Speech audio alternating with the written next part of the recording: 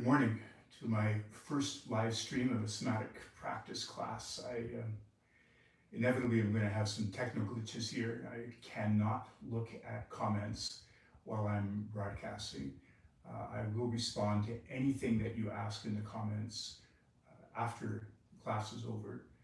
And depending on how we do with response, we will continue these on a regular basis. But let's get started. First of all, my name is Matthew Vandergiesen, and I've been involved in somatic-oriented work for over 40 years. I started out as a massage therapist and then gradually graduated towards more a wider range of different kinds of practices using breath and other forms of touch as well as movement. And these practices that I'm going to teach you today have been a foundational part of my own learning in my personal life, but also supporting my work as a practitioner. So this is going to come from a very authentic place for me. A lot of the work that I'm going to show you today and in the future comes from a foundation of work by Thomas Hanna, who is credited with coining the modern use of the term somatics, but also was a student of Moshe Feldenkrais and took Feldenkrais's work and distilled it down into some of the essential practices that he called his cat stretch series. So those movements I'm going to be using as a foundation for what I'm going to be teaching you, but also what I'm going to draw upon is a very wide range of influences from some of the very earliest voices in the somatics movement, such as the German practitioner movements that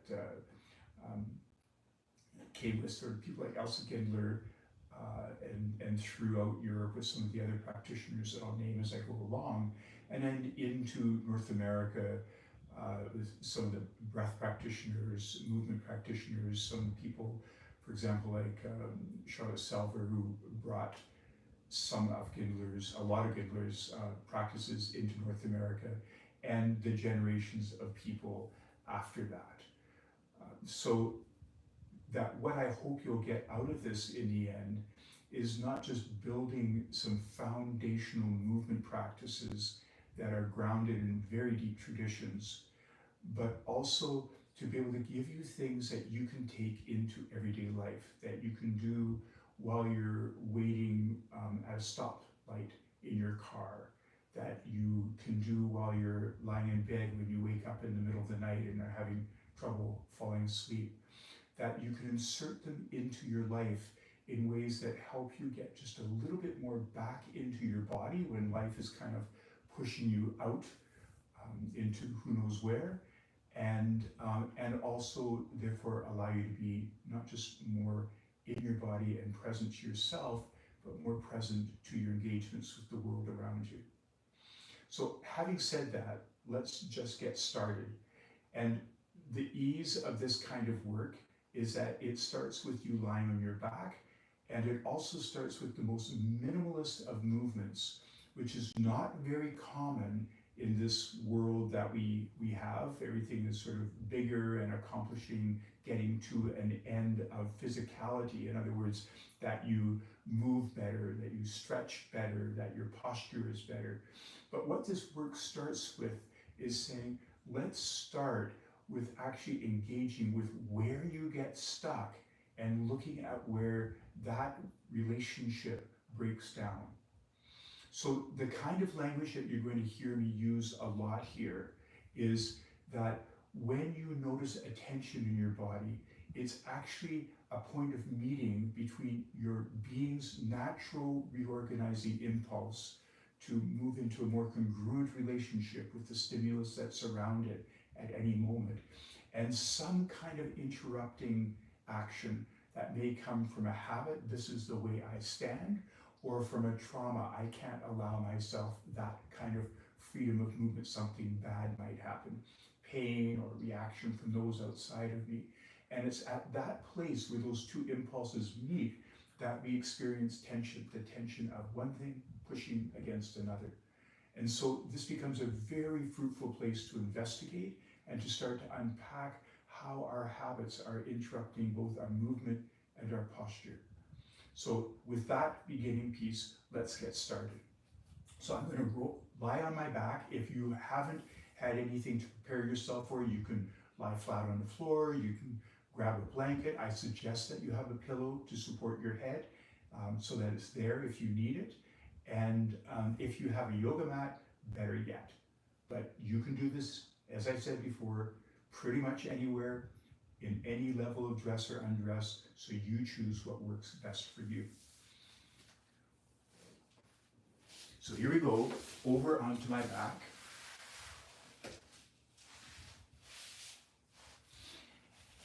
And the first thing that we do in a somatic practice that uses basic somatics principles is we start by orienting ourselves in the world, locating not just where you are physically externally, but also internally. So it looks something like this. As you lie on your back, bring your sensory awareness to where you actually notice that there is a surface that you're lying on. So let's start with the most easy place to locate, which is noticing how your back, your upper back, comes into contact. And some of the language that has been developed that's helpful for bringing us into this engagement is to ask questions. So for example, how do you even know that that mat, that floor is there? And just start looking for the sensations that tell you that that surface is there. To get even more granular, to help draw your awareness that has been filtering out these awarenesses of the locating of yourself, to help draw it into engagement, you can get even more particular with your questions. What do I know about my left shoulder blade? What is the shape that it brings into the surface I'm lying on? How much do I let gravity move it down into that surface? So what is its weight as well as its shape? And you'll notice that in a questioning approach, it's approach of inquiry, not directiveness. We're not saying, make your shoulder relax more. So it's quite different than a lot of the approaches you may have been using before, and you may notice that it challenges your habits of how you engage with your body, and that's part of the innovativeness of this whole somatics approach, is that it starts breaking up not just our habits of how we hold in our body, but how we engage with our body. So as you move your attention across to the right shoulder blade, once again, see what you notice that's different about its shape. How does it come down into the mat? How does it know the mat is there? Is that a different sensory awareness compared to the left side? How much does it allow the mass or the density of your body to come into the surface of the floor, the mat? Or another way of asking that question, once again, is how much do you let gravity carry you down into the surface? And you may notice that there's a little bit of a different way of holding ourselves between the right and the left side. Don't try to change that at the moment. Just be curious about that and really focus on the sensations that tell you about that difference. The more you become aware of the sensations of what's actually there in the moment, the more that impulse to reorganize will start to move into ascendancy and will start to work itself on those habits of holding. And you will notice after a while that something in you just wants to shift. And waiting for that wanting to shift is where the relearning starts to happen, where we just don't put another directive on top of that stuckness of saying, just relax your shoulder, but we let your body find its own path to that place. Something which values and honors its own integrity and allows it in the end to recover its capacity to respond, rather than covering it in another layer of do this, make it look like this. So as you notice what's happening in your back, between those two shoulder blades, let's just bring your awareness out into your arms and just notice if there's a difference between how your upper arm finds the surface of the mat, of the floor. Do you notice if there's a difference between how the left arm and the right arm allow gravity to come down through the arm and into the surface you're lying on? Try the same thing as you come down into your forearms. And just notice how much you are allowing yourself to let your forearms meet with the surface that they are in contact with. How much do you allow your hands to have that same sense of where are the surfaces, the points of contact? How much do my hands know that there is a surface there?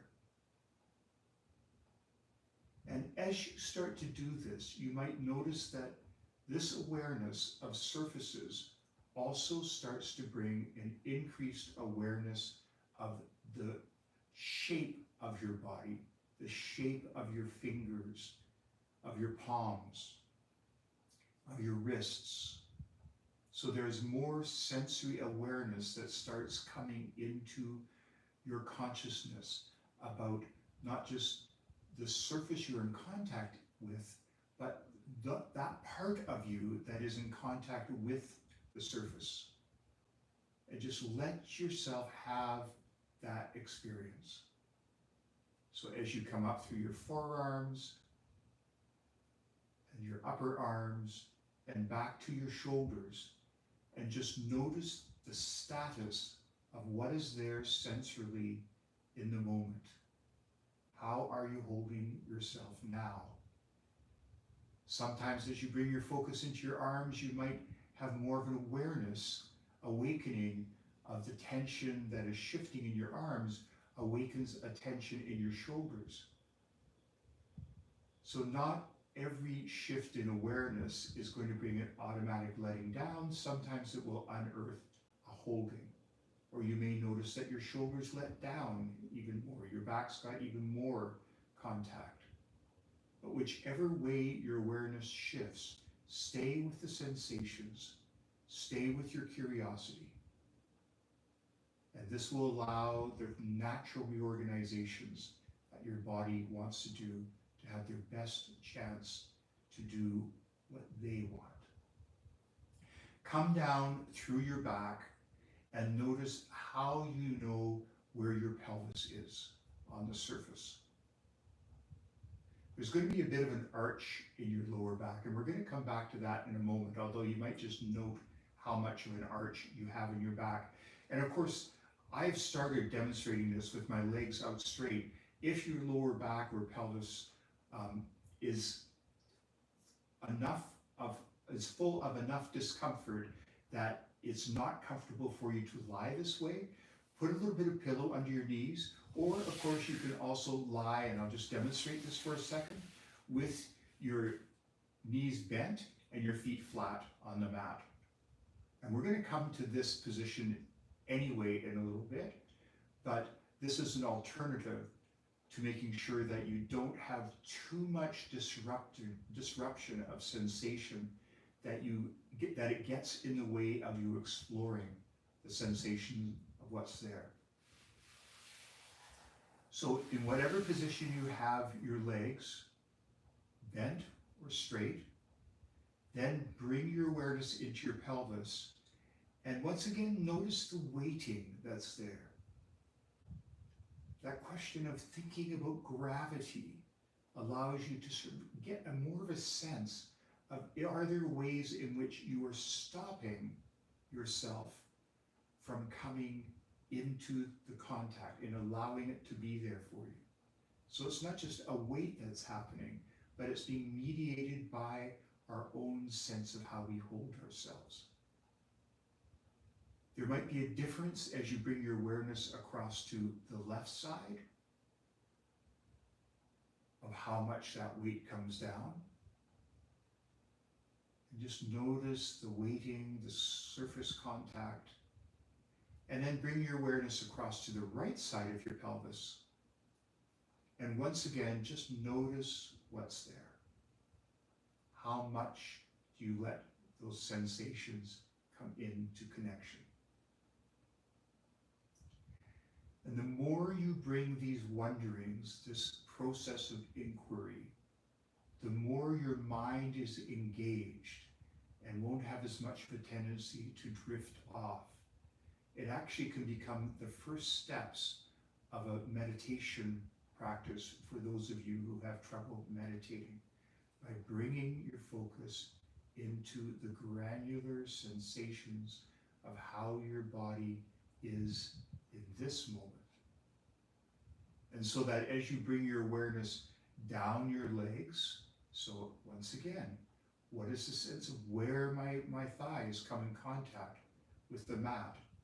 And depending on how much there's an arch in your back, how tight your hip flexors are, there might be a lightness, like a barely contacting feel with the back of your thighs.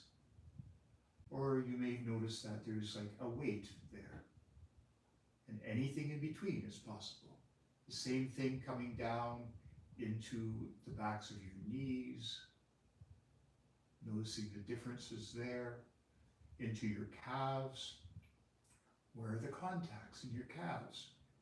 Perhaps your one leg is rotated a little bit more outward than the other, and so you might notice the contact surface of your calf is different on one side than the other. And then coming down through your ankles to your heels, where you also have that contact of your heels with the floor, and just noticing how you know that floor is there. And then just as I was mentioning when we were working through the arms, see what it's like to use those surface contacts to notice an awakened awareness of the foot that is coming into contact through that heel. This is the quality of the right foot and the left foot. How much footness sensation is there and available to you? What is the quality of your sense of your calves? How much do you know about your shins as well as your calf contact into the mat? The sense of your knees and how the whole of your knees is a part of that sense of the back of your knee and how it's in relationship with the floor. And then coming up through your thighs and just noticing the contact through your thighs. Perhaps that sense of weighting into your pelvis in the floor also gives you a sense of the pelvis that is there. How much do you know of your pelvis? Can you feel a little bit of the bones that come around to hold on either side? Do you feel a little bit of the center of your pelvis? What's there in the bowl of your pelvis? And then as you come up into your abdomen and your lower back, just noticing what is the sense of the space, the landscape, the inner landscape of your abdomen. And is there any sense of relationship between how you hold, how you are aware of yourself in your lower back spine? What do they know about each other? And then as you come up into your rib cage, and just visiting again that sense of contact of your back into the floor, that you might also notice that inhabiting your rib cage is this thing that we call breath. And how much has your breath been interested in this investigative work that you've been doing? What's it like now if you bring your awareness to it? We only know our breathing by the sensations that tell us how it's affecting our body. So as you notice your breathing, you are noticing the sensations of your breathing. Where do you notice those sensations? What's the quality of them? What does it tell you about the landscape, the inner landscape of your rib cage? How the ribs move externally, but also what's the inner shape of your rib cage? And of course, some of these parts of our body may feel very vague and amorphous, but even that has sensation to it. And just really let yourself soak in a bit of what's actually there. And then finally, come back up your spine to noticing how your head is in contact with the floor. I've left this for the end because there's a lot of holding that can happen in our necks. And so to help the rest of your body find itself first can give some point of reference for our neck so it won't just feel isolated when we get focused on it. It's got a landscape, a community that is already a little bit more alive, a little bit more responsive. So when you come to noticing how much weight you allow of your head to come into the surface, it could be that you're holding your head up a little bit. It could be that there's so much tension in your neck that you're pressing it into the surface. But just notice the quality of how you know that surface is there, what it tells you about your neck and how it's holding not just through the back of your neck, but through the front, those areas where breath and swallowing happen. And then just coming from that surface of contact, following through the bone of the cranium, and just noticing what sensations tell you about the shape of your cranium, about perhaps the spaces where your ears are, where your eyes are. How much do they allow your eyes to rest into those spaces, into those orbits? How much do you know about your sinuses, your nasal passages, your mouth, your lips? And just let that awakening awareness that those sensations might be there to just inform your sense of how you are in this moment, which could include some openness in one part of your head, what we would think of as our brain for a moment. Is there one part that feels more congested? Is there another part that feels more open?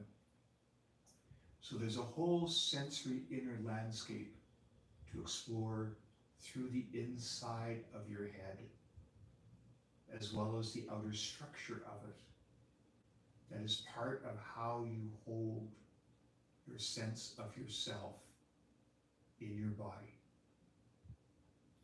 And just let each part of what you notice be there, so that as you widen out your awareness, to just take in a general sense of all the different sensations, all the different stars or lights in the constellation of your being that might have turned on just a little bit as you've done this scan, and notice where this brings you to now. So that is the first step in a somatics approach to your body, just noticing where you are in this moment.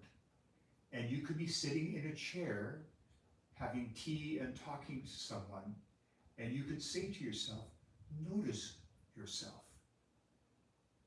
And as you say, notice yourself, you might bring some awareness of how you are sitting in that chair in the moment, how you're holding your shoulders. And always starting with the sensations of contact gives you a point of reference for everything else that's happening in your body. Because if you have pains in your body, if you don't have that point of reference for the surfaces, you don't know how to hold that experience, that there's nothing there to help you hold that experience. So knowing your surfaces is the first important step to moving into your body, because otherwise the sensations that are there internally can just feel too much to stay with. It helps do what we call grounding ourselves. That it grounds ourselves into what's actually there physically in this moment. So the next piece of just being aware, of noticing yourself, is it also allows a little bit more sensation to be there, so that you might go, oh, I have a breath that's been waiting to happen. Or my legs want to shift, and have my feet want to have more contact with the floor if you happen to be standing or sitting. So that it allows, once again, the possibility of little shifts into more congruency in this moment as you bring your awareness to just how you are in this very moment. It helps give you this moment, then allows you to move more fluidly into the next moment.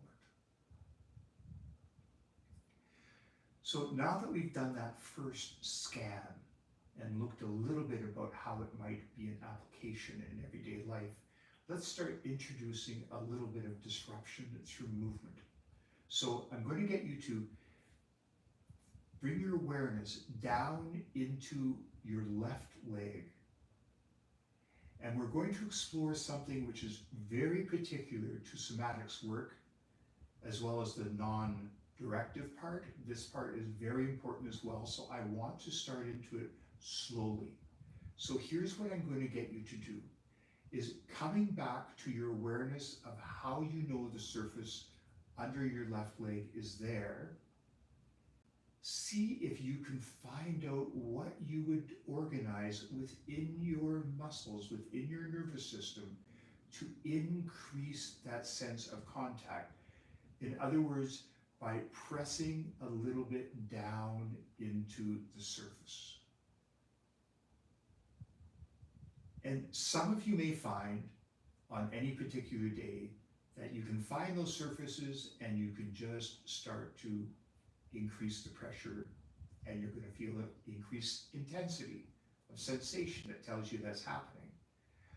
But others of you, or you on any other particular day, may find that you've got the sensations, but you have no idea how to organize your pressure into that surface. They are disconnected.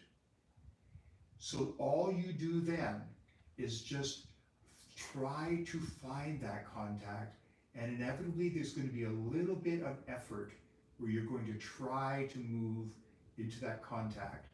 And just in tensing, just in trying, there will be sensations there.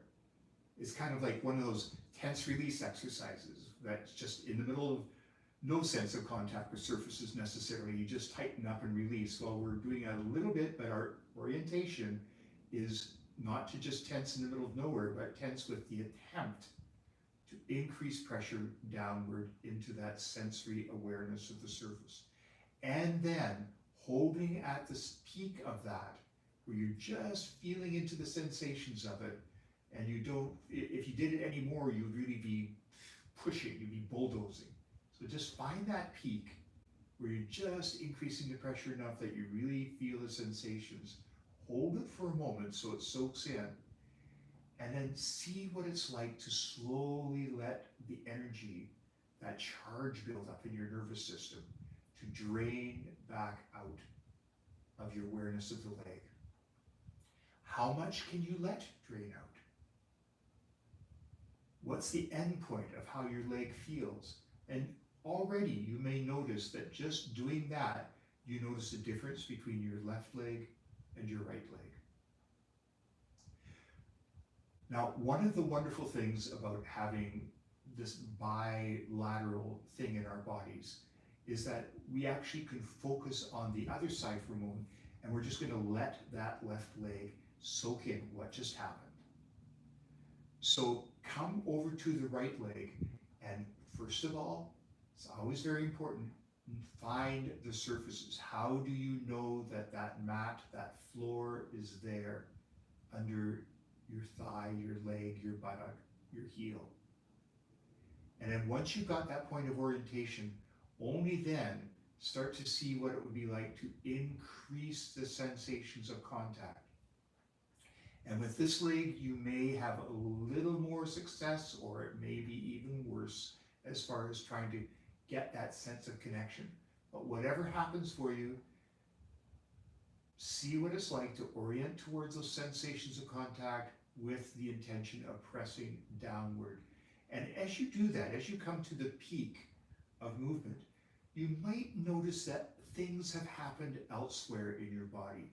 That not just in the leg, but an awakening of response might have happened in the left leg, in your back, in your arms and shoulders, in your head. So notice anything that awakens with that, and then slowly let it ease off. And just notice what happens as you do that. How the rest of your body changes with it.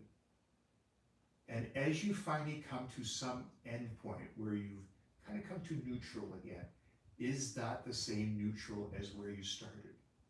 Are you noticing any difference in the right leg compared to the left leg, for example? In the sense of how your legs come down into contact with the floor? How much, in other words, do you let gravity come down into your legs and carry your legs into the floor? And then just doing a brief noticing through the rest of your body, just how much is there a change in how you're holding through your shoulders and arms, through your head? And how's your breath doing with all of this? Is there a way that it's changed? Or do you notice when you bring your awareness to your breath that there's a way that you notice the sensations of stopping it a little bit more? And just as you do that, letting your body, just as mine just did, shift its breathing pattern a little bit. Let's come back to that left leg again now.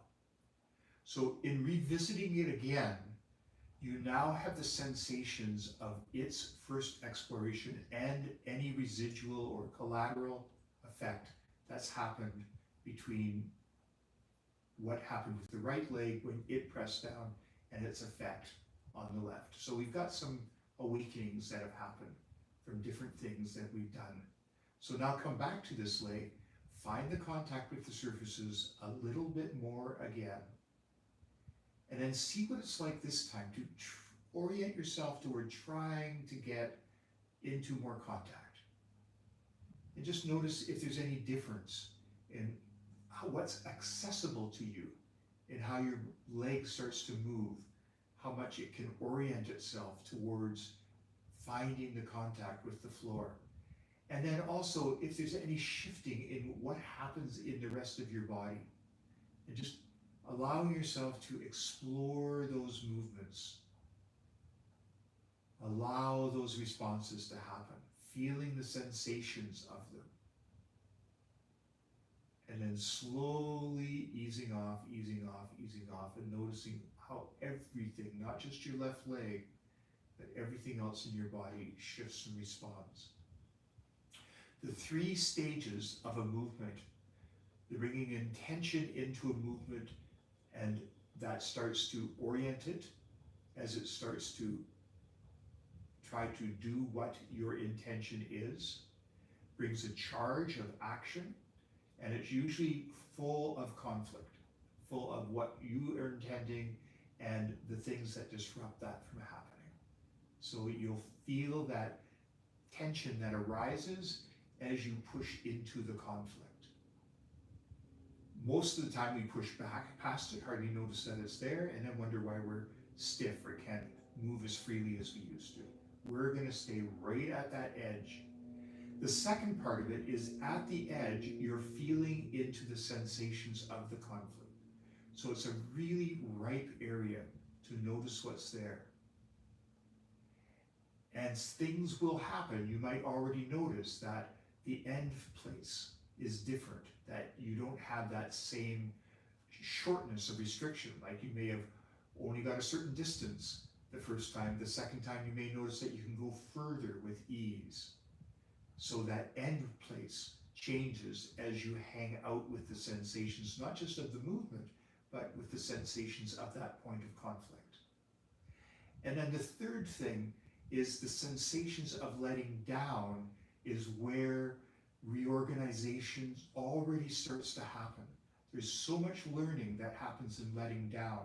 For example, in weightlifting, it's the negatives, where as you slowly lengthen under load, you start to notice where the weaknesses are in the coordination of your muscle, neuromuscular organization of that movement. There might be trembling that wasn't there when you were pressing and coming into the movement. So going slowly and feeling the letting down really lets you catch the nuances of how you've been holding yourself, of the pathways movement might be able to have. And then finally, as you come back down to the resting position, you get to notice where that brought you to in this moment. How much do you actually let yourself let down? Might become more of an awareness for you as you complete the movement, for example. Now bring your awareness across to the right side, and we'll take all of those things that I just mentioned and apply them to, first of all, noticing the focus of how your leg is in its contact with the surface, and then being curious about what's going to happen this time as I start to try to find those surfaces and press into them to increase my awareness of what's there. And just allowing however your body comes into that orientation, being curious about if there's a different ease or range, if there's a different response in the rest of your body, and just allowing yourself to explore and take in the sensations of every single response that happens in the leg, in the surfaces, through the rest of your body, even into your breath, hanging out at the top of that movement, and then just letting it back down again.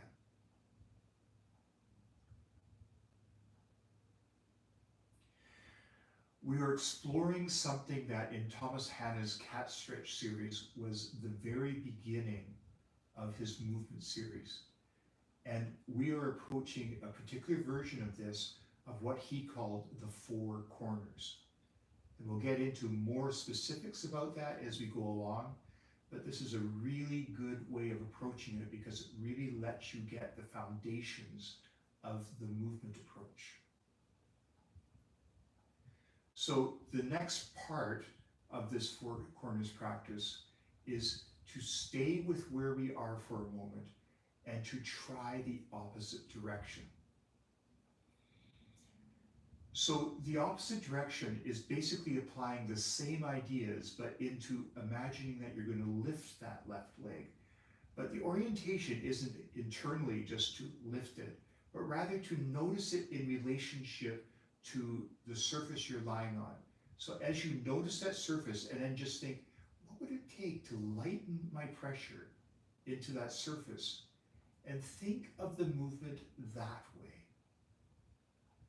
So for example, if we were to do like the common thing would be, which we would do in yoga or any of our other movement practice, is to start to go through range, like to bring your leg up. You're going to push right through the weight of your leg and the conflicts of movement.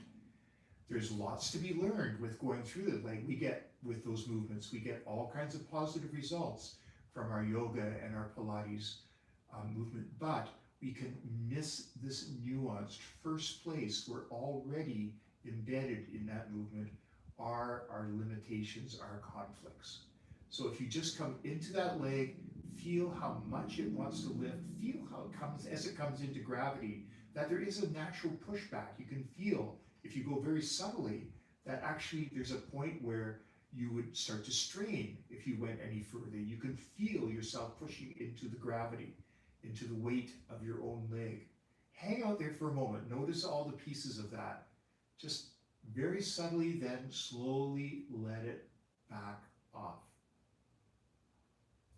So just as we were exploring just a gentle pressing down, now we've explored a gentle pressing up. We're leaving the surface of the contact with the floor, and what you start noticing is how much you come into gravity, how much gravity is a piece of this. So as you let down, you're letting down with the awareness, not just of the floor under you, but of the gravity a little bit more.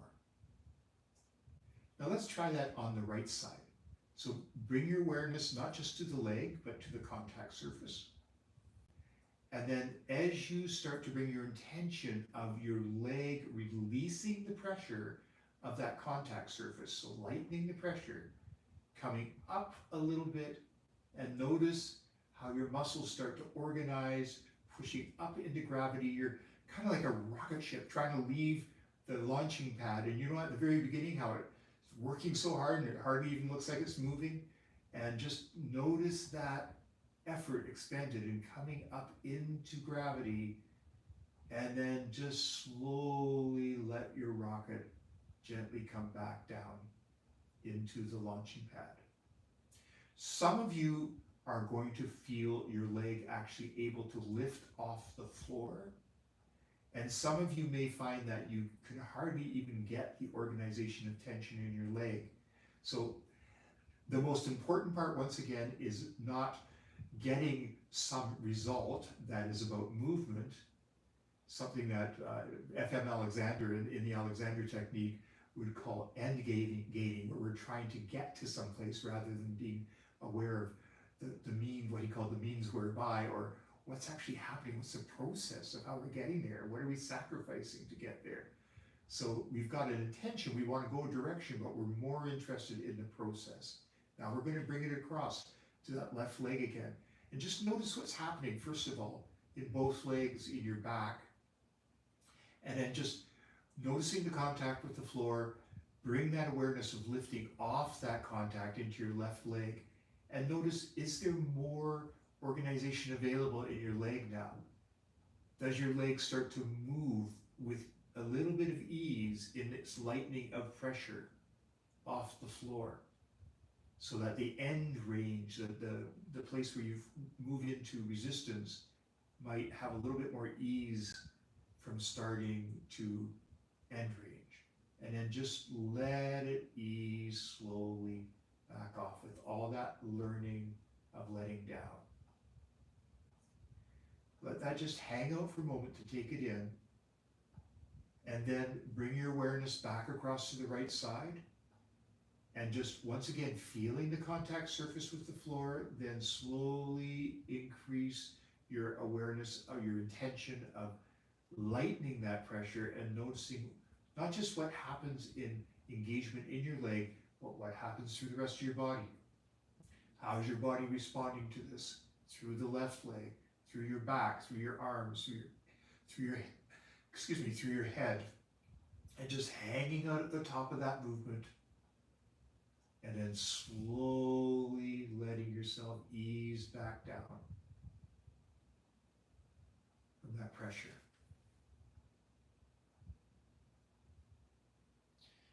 Just checking my watch to make sure that we're staying on time here fabulously. Now that we've moved both up and down with our legs, that's something that you can explore in the future. As I've mentioned, when are you lying on your back? Maybe you wake up in the middle of the night, or it's waking up in the morning, or you're having trouble falling asleep at night, like as you lie down because you've got all the tensions of the day. These are the times that you can apply these micro movements of awareness. And you'll often notice that it just helps you settle a little bit more into this place. So we're going to bring that now into your upper body. And so coming into your left arm, and once again, always bring your awareness of surfaces first. It's a really important discipline. So easily we jump across that surface contact movement orientation. So bring yourself into that left arm. Notice how you know that arm is even in contact with the floor.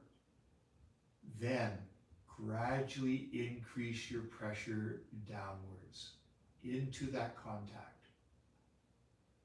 The same questions apply. Can you even find the contact and your tension sort of connecting with each other? How much can you feel the increase in sensations if you can get some movement? And notice where the end range is, where you start to feel like, oh, if I pushed any more, I would be just trying too hard. And just feel into the sensations of that, and then gradually ease off again.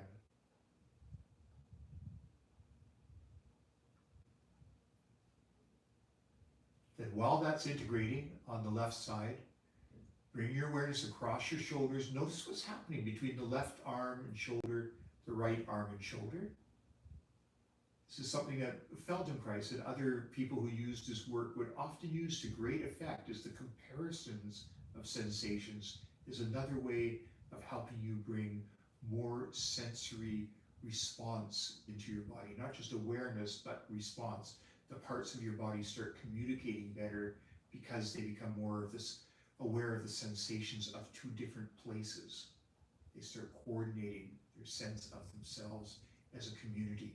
So as you bring your awareness into the surfaces by which you know that your arm is coming into the floor, then slowly bring your intention of finding those sensations, pressing into them a little bit more, increasing until you come to whatever the peak of pressing is on this side that really lets you feel the sensations of pushing, the sensations of the floor, and as you may have already been noticing, affects how your body organizes through the other arm and shoulder, through your hips, through your legs, and just let yourself feel some of those broader effects as well, so that the community of movement starts to feel itself. And then slowly let the easing off happen, the slow letting down. It's almost like letting air slowly out of a tire, just kind of letting it until you find out what its end point is. Is this a different sense of where you are now than where you were when you first started? What's the sense across your arms and your back, across your legs, your pelvis, your lower back? So if we bring this awareness back to your left arm, we're going to find the contact surface, and then we're going to revisit that sense of pushing down and noticing what is available for you now in pressing into the contact surface. How much movement or ease of movement is there before you start running into the turbulence of conflict, of tension? And just noticing what happens there and through the rest of your body. Is it a different response through your body than if you noticed just recently from the right side? And then once you've held at that peak for a moment, letting it soak in, just gradually noticing the letting down process until you come to whatever is the current neutral point, where you can notice through your body the difference between upper and lower, between left and right. And then finding that contact surface, how much you know that your right arm knows that there is a floor there, a mat there, then slowly increasing your pressure down into that contact. And just, once again, what is the ease of range? Is it different now? You might see some indications that there's some reorganizing happening. Your body's becoming more coordinated in its movement. But you also might notice it increases awareness of a tension in a particular place that you didn't notice, that as the ease of movement happens in one part, you're pressing into something that was kind of hidden before because everything else was so tight anyway. But now in contrast, you notice its specificity of holding, how it interrupts your movement in your arm, your neck, your back, your legs. And some of it may just go, oh, I don't need to do that. And it would just naturally feel like I could let go. I can feel how I'm holding myself from participating. And some of it may just feel like it's intractable. And just let yourself notice the sensations of it. Notice from your past awareness that gradually that might shift as you awaken to its actual how it is, the sensations of it, in relationship to surfaces, in relationship to the rest of your body. It's like you're doing family therapy. As you listen to one area, then the system can start to, in feeling listened to, start to interact more fluidly with the parts that are listening. So now we're going to do the same thing that we did with the legs. We're going to try coming up. And coming up with the arms, it's easier to kind of fool ourselves because we don't have the same weight to deal with. I'm kind of pushing past that nuance of where disorganization happens.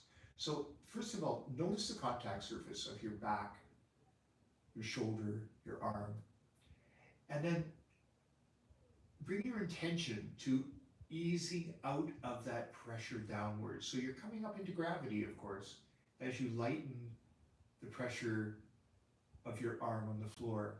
But be very particular about just feeling into that same thing you were doing with the leg. Like, where do I start noticing the nuances of the pressure? If I pushed even any more, I would lose that sense of ease. So only what wants to move with ease, feeling the edge of where that starts to break down, hanging out there for a moment, and then slowly, slowly, slowly letting yourself come back down, giving your arm back more and more to gravity, carrying it not just into itself more, but into the contact surface more. What's it like to try the same thing now on the right side, finding how you know your arm is actually there in contact with the floor, and then bringing your intention, how much can I find what it would take to lighten the pressure, to come up into gravity, and gradually let yourself just have whatever orients itself. It can be shocking at times, considering how much we're able to move through life, to actually notice where the limitations are if we get down into the nuances of movement. So just unpack all that disorganization that you normally just skate right over top of. Feel into the top of your movement. Where does the breakdown of movement start to happen? Where pushing into gravity would feel like you were just starting to bulldoze your movement.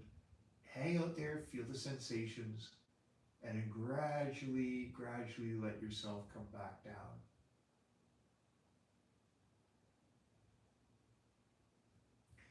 So this is a version of the four corners, where you do a little bit of pressing and a little bit of lifting with each of the limbs, and they gradually awaken their connection into the core.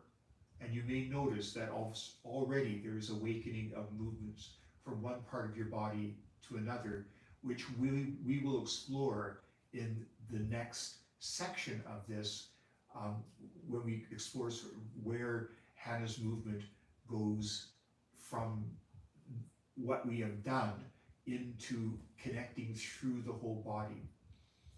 And we're going to finish with one example of that, which is Hannah's basic movement after this four corners exploration, which is the arch and curl. And I'm just going to check and see how much time I have. And we can just introduce this before we come to the end of the class. So in this case, you bend your knees, put your feet flat on the floor if you haven't been doing that already. Notice already how that changes your awareness of what's happening in your lower back and all the way through your spine. So there's a spinal connection that starts happening with this. It's the first movement that really starts to identify connecting into the core. The movement I'm going to leave you with is a very simple one, which is explore what it's like to find contact through your feet, and then to just gently increase your pressure down into your feet. And you'll notice that that affects your pelvis. You might notice tension in how you hold your pelvis. Some of you might notice how it kind of lifts your pelvis a bit as it rolls and increases pressure down into your lower back.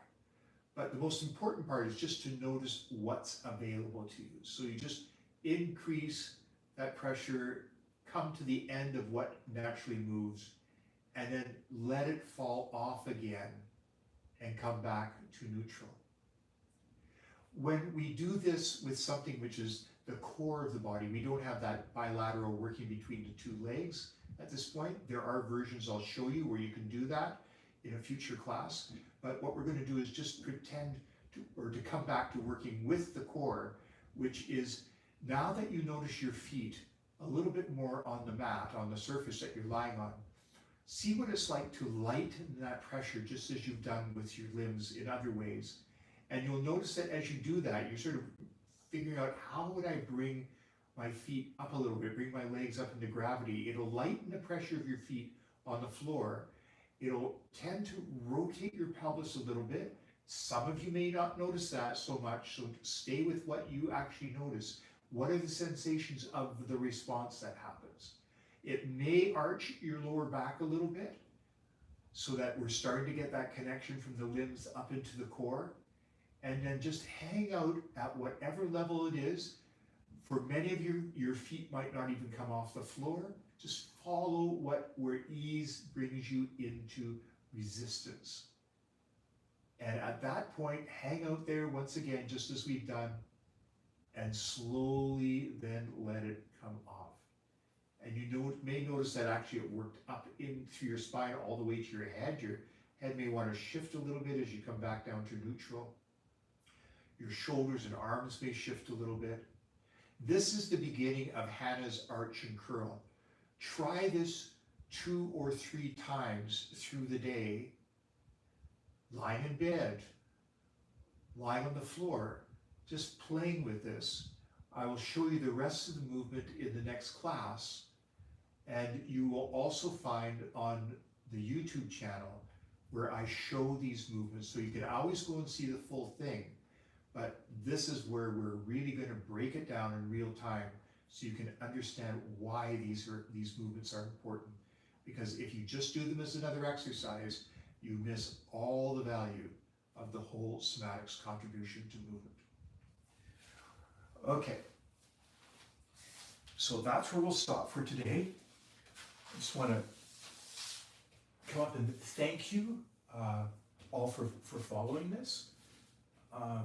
And we'll see in the comments where there's any questions you have, any suggestions for how often this might be useful to you, so that I can start shaping this as we go forward and see where this might be a useful part of your daily practice. So until then, take care.